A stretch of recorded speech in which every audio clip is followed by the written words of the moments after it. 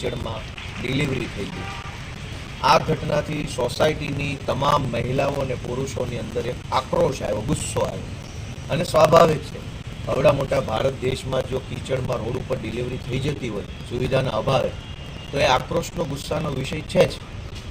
લોકોના ટોળા એકઠા થયા, સ્વયંભૂ બહેનો એકઠી થઈ, પુરુષો એકઠા થયા, સોસાયટીમાંથી માણસો બહાર આવ્યા, બધામાં વાત ફેલાઈ ગઈ કે આવી ઘટના બની. બધા એકઠા થયા પછી એકઠા થયેલા ટોળામાંથી કોઈ વ્યક્તિએ અમારા આમ આદમી પાર્ટીના કાર્યકર્તા કમલેશભાઈ કોટેચાને ફોન કર્યો કે આ સોસાયટીમાં આવી ઘટના બની છે, તો તમે અહીંયા આવો અને અમને મદદરૂપ બનો.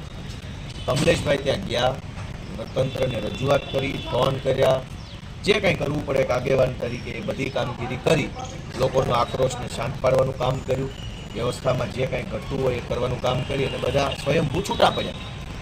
આ પછી આ સુરેન્દ્રનગરની પોલીસે એમની ઉપર ગુનો દાખલ કર્યો, ટોળું કરી અને રોડ રોકવા બાબતે.